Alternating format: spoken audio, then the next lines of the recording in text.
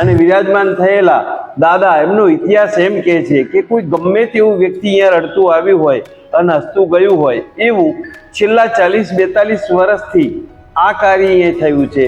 અને સ્વયંભૂ ઉપસ્થિત થયેલા સિદ્ધેશ્વર દાદા સર્વની મનોકામના સિદ્ધ કરે છે. તો ઉપર આલા છે.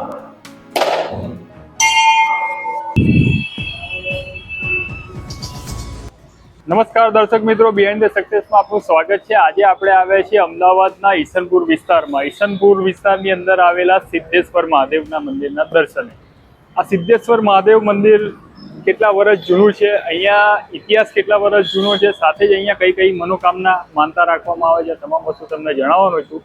અને મંદિરમાં એવી કઈ ખાસ પૂજા વિધિ કરવામાં આવે છે જેનાથી ભક્તોના અને આપણા દર્શકોના તમામ દુઃખ દૂર થાય છે. ચલો જણાવો મિત્રો. મંદિરમાં તમે એન્ટર થાઓ એટલે તમારે આવી રીતે મંદિરનો પ્રવેશ દ્વાર છે. ત્યાં સ્વયંભૂ શિવલિંગ છે. તમે આ શિવલિંગ જોઈ શકો છો.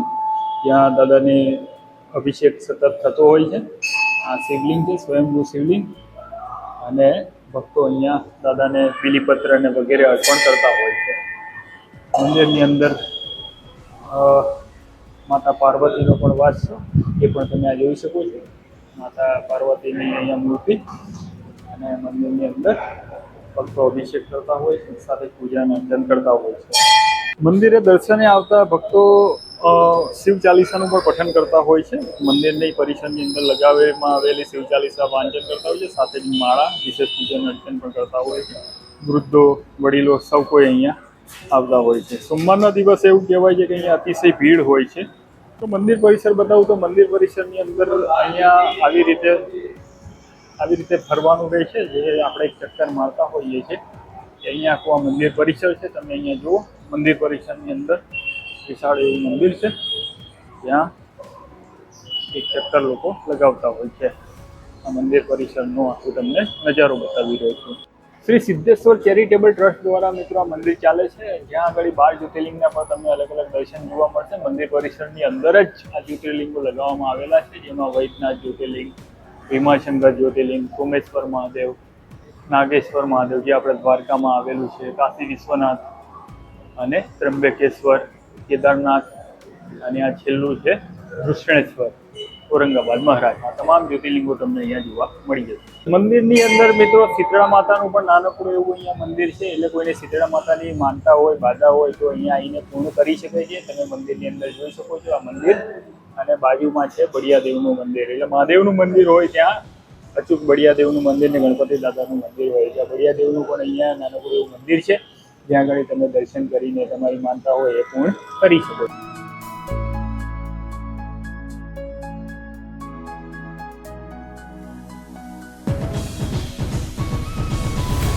શ્રી સિદ્ધેશ્વર મહાદેવ કી જય. હું દીપક દવે, સિદ્ધપુર નિવાસી, હાલમાં મણિનગરમાં સ્થિત ઈશનપુર રોડ ઉપર આવેલા શ્રી સિદ્ધેશ્વર મહાદેવની સેવા કરી રહ્યો છું. જે 40-42 વર્ષથી ઉપસ્થિત દાદા સર્વની મનોકામના પૂર્ણ કરે છે. અને શ્રી સિદ્ધેશ્વર મહાદેવ એ ખરેખર ચમત્કારિક છે, જેમાં કોઈ લગ્ન ઈચ્છિત વ્યક્તિઓ હોય, કોઈ પુત્ર ઈચ્છિત હોય, સંતાન ઈચ્છિત હોય, કે કોઈને કદાચ કોઈ બાધા બંધન હોય, કે કોઈને નોકરીની, કે કોઈને વિદેશ ગમનની, કોઈ પણ પ્રકારની સ્થિતિમાં, કોઈ પણ પરિસ્થિતિમાં આવી જ્યારે સિદ્ધેશ્વર દાદાને કહે છે ત્યારે એમનું કાર્ય અચૂકપણે પરિપૂર્ણ થાય છે. જેવા ઘણા કિસ્સાઓ અને જેવા ઘણા ચમત્કારો અમે નિહાળેલા છે. અને દાદાની સેવામાં ઉપસ્થિત રહીએ છીએ, તેમજ અમારા ટ્રસ્ટીગણ અને અમારા ભક્તગણ પણ ઉપસ્થિત રહી અને દાદાના આશીર્વાદ પ્રાપ્ત કરે છે. આમાં એવું હતું કે એક શ્રદ્ધાળુ અહીંયા સામે રહેતા હતા રાજેશ્વરી કોલોનીમાં, જેમણે આ પ્રસ્થાપન કર્યું કે આપણે શિવજીને ભોળાનાથને અહીંયા બેસાડવા છે. એમાં 5-25 માણસો ભેગા મળી સહકાર આપ્યો. તેમજ અમારા ટ્રસ્ટીગણો ખડા પગે ઊભા રહી અને આ સેવાની અંદર ઉપસ્થિત રહ્યા. હવે દાદા એટલા ચમત્કારી છે. સિદ્ધેશ્વર ખૂબ નાનું મંદિર હતું, ખૂબ નાની દેરી હતી, પણ અમારા ટ્રસ્ટીઓ ખડા પગે ઊભા રહી અને પૂર્ણપણે સેવા આપી.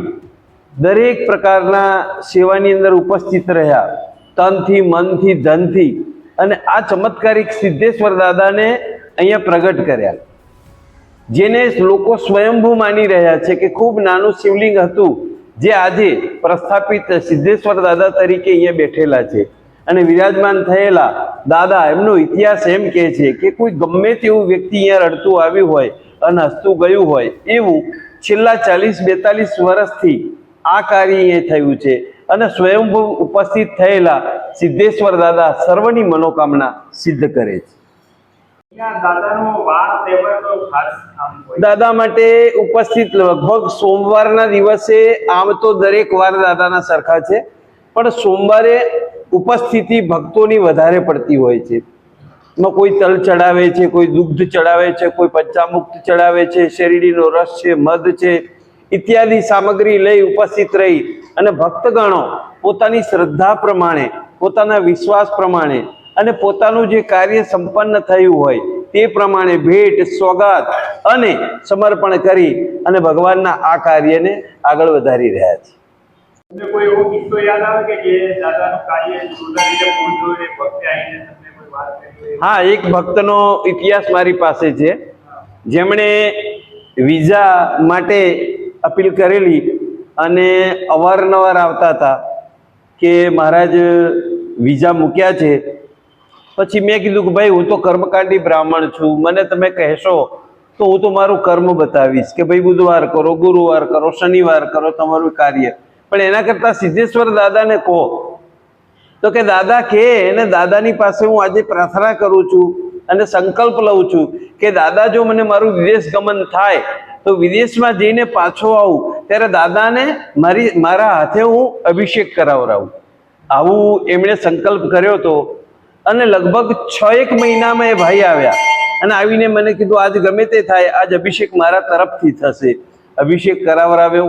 તો વિદેશ ગમનના કંઈક એવા કિસ્સા છે જેમાં સંતાન નથી, 17-17, 18-18 વર્ષથી સંતાનો નથી થયેલા, પણ દાદા પાસે આવી અને આપણને કહીએ તો ખોળો પાથરી જ્યારે કહે છે ત્યારે એમના ત્યાં સંતાન થયા, એના કિસ્સા પણ છે. કંઈક એવા બીમાર હતા, કંઈક એવા રોગી હતા જે લોકોના કોઈ ચારે બાજુથી કોઈ શક્યતા ન હતી બચવાની, પણ દાદા પાસે આવી એક શ્રીફળ મૂક્યું અને આજે હસતા, બોલતા અને ફરતા થઈ ગયેલા છે. મંદિર સવારે 4 વાગે ભક્તગણોની ઉપસ્થિતિમાં ખુલી જાય છે અને પૂજા, સદંતર અભિષેક વિશેષ અવિરતપણે ચાલુ રહે છે, જે 12-12:30 સુધી ચાલુ રહે છે. પછી વિશ્રાંતિ હોય છે. 4 વાગ્યા પછી મહારાજ શ્રી પાછા આવે અને સાંજે નિત્ય નવા શણગારો કરી અને મંદિરની શોભા વધારતા અમારા બહેનો, અમારા ભાઈઓ ઉપસ્થિત રહી નિત્ય નવો શણગાર અહીંયા થાય છે. વાર તહેવારમાં સોમવાર તો મહત્વનો છે. વિશેષપણે રોજ દર સોમવારે એટલી જ ભીડ થાય છે, ભક્તગણો એટલા જ આવે છે. અને મહાશિવરાત્રિના દિવસે તો જગ્યાની અભાવ થઈ જાય, એટલા બધા ભક્તગણો અને એટલો બહોળો પહોળો પરિવારો સાથે ભક્તગણો આવી અને વિશેષ પૂજા મહાદેવજીની કરે છે.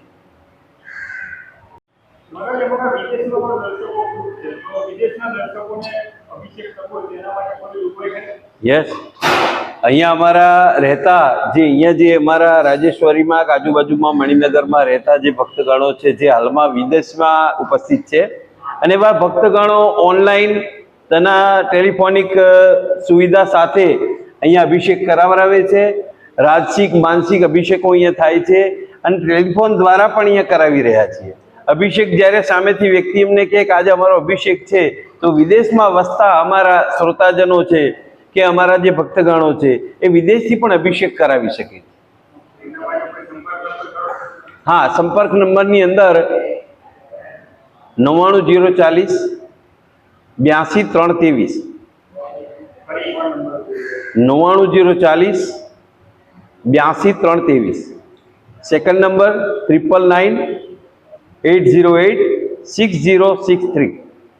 શ્રાવણ મહિનામાં સિદ્ધેશ્વર દાદાનું મહાત્મ્ય એટલું બધું હોય છે કે પબ્લિક માથી નથી, અહીંયા જે શ્રોતાજનો જે ભક્તગણો એટલા બધા અવિરતપણે જે પોતાની રાહ જોઈને ઉભા રહે, ક્યારે દાદાને મળીએ, ક્યારે દાદાની સેવા કરીએ, કેટલો બહોળો પહોળો પરિવાર અહીંયા ભેગો થાય છે. અને શ્રાવણ મહિનામાં નિત્ય એક દિવસ, શ્રાવણ મહિનો નહીં પણ શ્રાવણ મહિનામાં આવતા દરેક દિવસો એક તહેવાર તરીકે અહીંયા રજૂ થાય છે. અને નિત્ય નવા શણગારો થાય છે, નિત્ય નવી શોભાઓ બને છે. અને અવિરતપણે અસ્ખલિત ભક્તગણો આવી અને બહોળો પહોળો પરિવાર સાથે અહીંયા પૂજા કરી રહ્યા છે. જે મોડે સુધી પૂજા થાય છે, લગભગ તો એમ માનીએ કે આખી રાત જાગવું પડે, પણ એ પ્રમાણેની સેવા શ્રી સિદ્ધેશ્વર દાદાની થાય છે. આપનું નામ? દિગ્વિજય શ્રી ફતેહસિંહ બહારાઓલ. તમે અહીંયા મંદિરે કેટલા વર્ષથી આવો છો અને શું કહેશો? મારે 6 મહિના થયા છે, પરંતુ હું શિવનો ભક્ત છું, શ્રદ્ધા છે અને બધા જ કાર્યો મારા શિવ પુત્ર કરે છે. અહીંયા કઈ માનતા? માનતા તો નથી હોતી, પણ ભગવાન આપણને જે રસ્તે લઈ જાય છે એ સાચો જ હોય છે. શિવનો રસ્તો સાચો જ હોય છે. કદાચ આપણા કામ થાય કે ના થાય, પરંતુ એ જે કદાચ કામ ના થયા હોય તે બી આપણા લાભ માટે જ ના થયા હોય, એવું હું શ્રદ્ધા શિવ પર રાખું છું.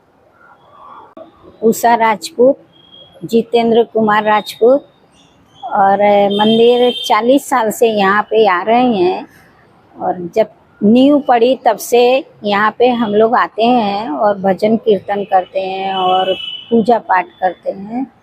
हमारी श्रद्धा भगवान में बहुत ज़्यादा है.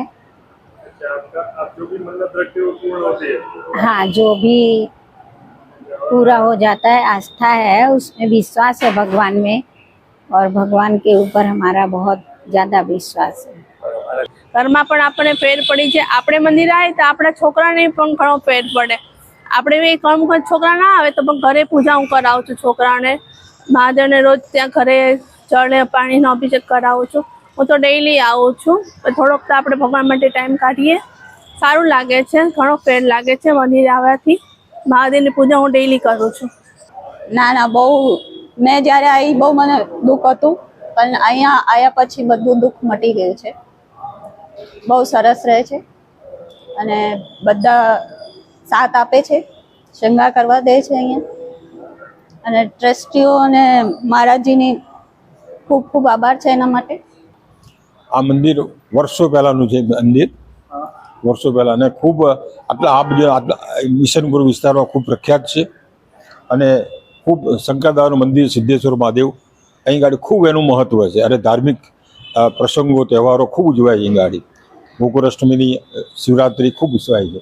દર સોમવારે કથા ભજનો ચાલે છે, ભજન મંડળ હોય છે. તેમજ દર શનિવારે હનુમાન ચાલીસા નિયમિત ચાલે છે. પ્રસંગોપાત અહીં વર્ષમાં એકાદ વાર, 2 વર્ષે એકવાર મોટો ભંડારો કરવામાં આવે છે, જેમાં આજુબાજુની પબ્લિક લગભગ 15 સોસાયટીના બધા જ અહીં ગાડી ભાગ લઈ અને શોભામાં અભિવૃદ્ધિ કરે છે. અને આનો જે પાટોત્સવ દિવસ છે, અહીં મોટો આનો પાલખી નીકળે છે, આજુબાજુ સોસાયટીનો પાલખી ફરે છે. અને એ રીતે આ મંદિર ખૂબ આગળ વધેલું છે અને આ વિસ્તારમાં ખૂબ પ્રતિષ્ઠા છે. અને ભગવાન દરેકની મનોકામના પૂર્ણ કરે છે. ખાસ મહત્વ એ છે કે અહીં આગળ જે પૂજા કરે છે અથવા જે કોઈ બાધા રાખે છે, કંઈ પણ થાય છે, એ સારી રીતે પૂર્ણ થાય છે. મિત્રો, ઈશનપુર વિસ્તારમાં સિદ્ધેશ્વર મહાદેવનું મંદિર આવેલું છે, જ્યાં બહાર તમને રોડ પર આવી રીતે આ મંદિર જોવા મળશે. આ બાજુ તમે આવો, ઈશનપુરથી કોઈ આવે છે તો તમને ડાબા હાથ ઉપર જ જોવા મળશે. ધારો કે કોઈ મીરા ટોકીઝ સાઈડથી આવે છે તો આ સીધો રોડ છે, ત્યાં સામે જ તમને દેખાશે. રોડ પર ચોક છે, ત્યાં આગળ જ્યાં દેખાશે. આજુબાજુ આ બસ સ્ટેન્ડ છે, ત્યાં આગળ તમને જોવા મળશે. આ બાજુ એક રોડ ઈશનપુર જાય છે અને સિદ્ધેશ્વર મહાદેવ મંદિરનું અહીંયા બધું મંદિર તમને અહીંયા જોવા મળશે. મિત્રો, મારી સિદ્ધેશ્વર મહાદેવ મંદિરની સ્ટોરી તમને પસંદ આવી હોય તો લાઈક કરજો. અને તમારે કોઈ માનતા રાખવી હોય, આપણા વિદેશના ભક્તો છે, તો એ મહારાજશ્રીનો આપણે સંપર્ક નંબર આપ્યો છે, એમને સીધો કોલ કરી શકો છો, અથવા મારા નંબર પર પણ તમે કોલ કરી શકો છો. મારો નંબર છે 9726897876. આ નંબર પર પણ તમે કોલ કરી શકો છો. સાથે તમારે અભિષેક કરવો હોય તો પણ મહારાજશ્રીનો સીધો સંપર્ક કરી શકો છો. તમને અમારી સ્ટોરી પસંદ આવી હોય તો લાઈક કરજો, ચેનલ પર ન હોય તો સબસ્ક્રાઈબ કરજો અને કોમેન્ટમાં હર હર મહાદેવ અચૂકથી લખજો. ફરી એકવાર મળીશું, ત્યાં સુધી મને રજા આપો. જય ભારત, જય હિન્દ, વંદે માતરમ.